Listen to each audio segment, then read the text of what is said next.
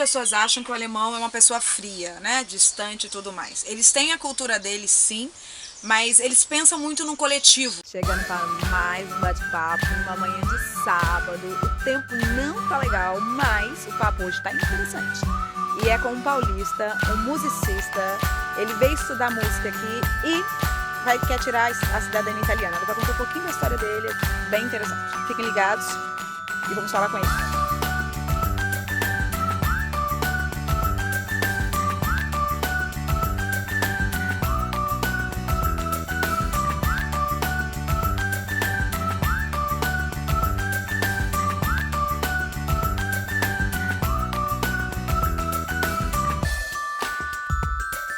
Oi, gente, chegamos para mais um bate-papo aqui com o Fábio. A história dele é típica desses contos de Cinderela, só que no caso ele é Cinderelo.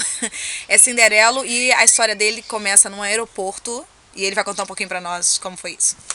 Fábio, obrigada por estar aqui com a gente, contando um pouquinho da tua história, que é super interessante. E ela começa num aeroporto. Como é que se deu isso? Seu nome completo, de onde você vem? Bom, sou Fábio Jonatas, sou de São Paulo e sou violinista. E ano passado eu estava participando de um festival aqui na Alemanha, festival de orquestra, festival de Páscoa. E quando eu estava voltando para o Brasil, eu conheci meu atual professor no aeroporto. Estava no aeroporto de Frankfurt fazendo conexão antes de voar para o Brasil e de repente eu comendo lá e sentou um violinista do meu lado. Eu reconheci pelo estojo do violino, era parecido com o meu. Esse cara é músico. E a gente começou a conversar e, enfim, era... Em que idioma vocês começaram a conversar? Inglês. Inglês, ok. E era a orquestra de Bremen, a orquestra a Filarmônica de Câmara de Bremen, que estava indo em turnê para a América do Sul. Naquele dia, eles estavam viajando no mesmo horário para Buenos Aires e uma semana depois iam tocar em São Paulo. E foi até interessante porque a gente conversando, eu era brasileiro e esse professor ele é membro da orquestra e ele dá aula na universidade aqui. O filho dele estava estudando economia naquela época de intercâmbio em Porto Alegre. Então, enfim, surgiu o papo do Brasil, eles iam tocar em São Paulo. E a história do destino também foi super interessante, porque ela tem a ver com a história de Bremen, a história dele. Conta um foi assim, uma história. semana depois eu fui assistir o concerto deles em São Paulo, tive uma aula com ele e surgiu o convite para vir para cá. E é interessante porque eu não conhecia Bremen ainda nada, mas a história de Bremen, os músicos que falam, enfim, dos animais lá que se sentiam velhos e cansados e foram para Bremen para virar músicos e tal. No caso, eles não chegaram em Bremen, eu cheguei. Tem que ler o livro, hein, gente, para poder saber um pouquinho da história. Vale a pena. E assim, eu já trabalhava profissionalmente no Brasil e tudo, já tinha estudado música lá e trabalhava em vários lugares, morei em vários lugares no Brasil, na Argentina também. E tava com um futuro bem certo. Sim, na verdade eu estava voltando para o Brasil para poder trabalhar. E ele falou, não, mas você pode vir, vem para a Alemanha, enfim, vem estudar comigo e entrar em alguma escola, alguma universidade lá. E foi isso. O processo depois, quando ele me convidou oficialmente para vir para cá, foi um processo mais ou menos de 7 meses. Isso foi na metade do ano passado.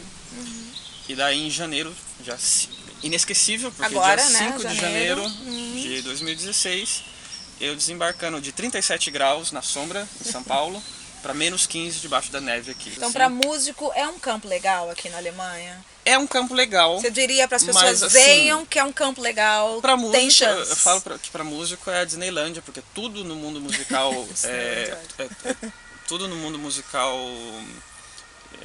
de orquestra, de música clássica, assim, acontece aqui. Sabe, aqui realmente é uma tradição muito grande. Em todos os lugares você tem boas escolas, bons professores, mas também são desafios. As universidades aqui chegam a ter, regularmente tem universidades que chegam a ter, nas audições, chega a ter 50 candidatos por vaga. Nas universidades mais conceituadas, em algumas cidades maiores, chega a ter 100 ou mais por vaga. Você viajou também uma época para a Itália, né? Eu fui uma vez para a Itália para ver sobre isso, pesquisar sobre isso, para uma reunião lá e cheguei a dar entrada. Né? Tá, ok. Você deu entrada. E quanto tempo vai demorar isso agora? Porque você precisa do visto para morar aqui. Então, como é que fica? falta um documento ainda. Ok. Que, enfim, ainda tá, já localizaram, mas tá pendente de ter esse documento. Okay. Quando tiver isso, daí eu preciso ir para lá por algumas semanas. Daí, esse é o ponto onde vale buscar uma assessoria, porque a princípio, teoricamente, você precisa estar lá, residindo lá, para eles atestarem a sua residência no processo de entrada da cidadania. Sim. E essa parte é que vale a pena ter uma assessoria. Sim, para acelerar o processo, né, gente? Porque eles sabem os locais, a princípio você pode fazer em qualquer lugar da Itália, mas eles sabem os locais que são mais rápidos. Toda a papelada de alugar apartamento, todas essas coisas eles podem fazer. Então, basicamente, isso que eu estou fazendo. Muita gente vai e quer fazer turismo ao mesmo tempo, e quer ir para a cidade grande. As cidades grandes tem muita gente, então demora muito mais. Algum choque cultural, alguma coisa que você tenha gostado aqui na Alemanha, ou que tenha falado, isso não foi legal, essa história... Olha, tem uma que é bastante engraçada, mas assim, pelo lado positivo. O que eu acho muito interessante na Alemanha é o fato de confiança, sabe? A palavra vale. A palavra vale. As coisas funcionam muito bem, mas funcionam muito bem porque todos se dispõem a fazer. Uma coisa interessante que aconteceu, eu estava num projeto da Orquestra Jovem Nacional e estava com um amigo brasileiro, aliás um amigo brasileiro que mora já há 8 anos em Bamberg. E eles iam fazer uma festa com a orquestra, uma confraternização da orquestra, e cada um ia fazer uma coisa, né? E pediram que a gente organizasse a parte da festa, os brasileiros, né? Os brasileiros organizando a festa.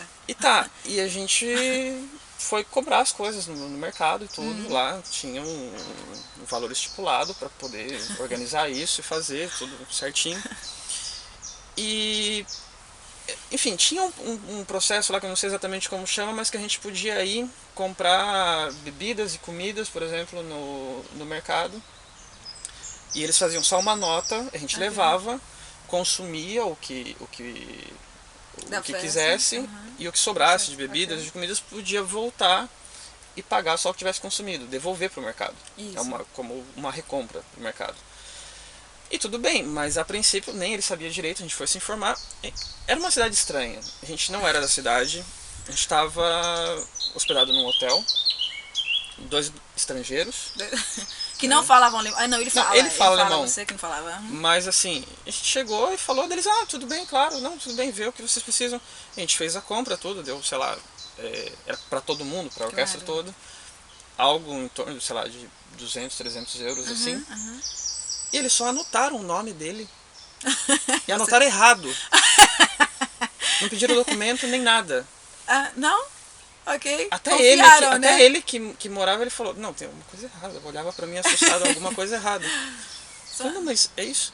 E pronto. Não pediram CPF, identidade, passaporte, número de eleitor, nada. Aí como bom brasileiro, a gente sempre pensa como que vai ferrar com o sistema. Né? Claro, né? Não, mas é uma coisa absurda. A nossa mente criativa, mas criminosa. Não, mas é uma coisa absurda porque assim, você pensa, eu podia fugir daqui com isso. Eu podia vender. Eu podia, de fato, no outro lugar estava mais barato. Podia ter comprado no outro lugar e devolvido do outro lugar a mesma marca, sabe? Assim, mas a mente começa a trabalhar, né? E é uma coisa interessante porque você fala isso para um alemão e ele fala, por que eu vou fazer isso? Exatamente. Se eu for fazer isso, vai prejudicar e vai acabar. Todo mundo e vai acabar. Daí vai ter que colocar controle nas coisas. Essa coisa coletiva. Muitas pessoas acham que o alemão é uma pessoa fria, né? Distante e tudo mais. Eles têm a cultura deles, sim, mas eles pensam muito no coletivo. Gente, a gente tem aqui ônibus e tudo mais, né? Que a gente entra no ônibus e não necessariamente tem algum cobrador, né? Pra pegar o dinheiro. A gente entra e aí tem uma maquininha onde você pode comprar, ou você já compra o ticket antes. E de vez em quando aparece uma pessoa para fiscalizar. Eles entram nas portas, se tiver 4, eles entram e aí eles pedem o ticket, né? Te pegam de surpresa porque eles não vêm uniformizados. Exato. Mas é um sistema que funciona tão bem que de umas 40 pessoas eu acho que eles pegam 2 que não pagaram. É glamouroso viver aqui? O que você acha? Não, os perrengues que a gente passa. Não é glamouroso. Assim, é o que eu falei, você tem muito boas oportunidades. Enfim, também não são oportunidades para tudo. No meu caso, eu sou de uma área que aqui é um local que tem boas oportunidades. Ainda assim, os desafios são sempre maiores. Então, tem muito desafio ainda, tem muita coisa para fazer. Brasil ou Alemanha na atualidade, e por quê nesse momento da sua vida? Bom, na atualidade, a Alemanha. e posteriormente provavelmente algum lugar daqui, da Europa. E por que não o Brasil? O Brasil, no momento, para mim, tá aqui é a oportunidade que eu tenho de poder crescer dentro da área que eu escolhi. Então eu sinto que eu tô na fonte de onde as coisas acontecem. Bom, Fábio, a gente só tem a desejar a você muito, muito, muito sucesso, que você consiga trilhar os seus caminhos aqui, com certeza. Eu moro aqui há um tempinho e as coisas acontecem para quem corre atrás.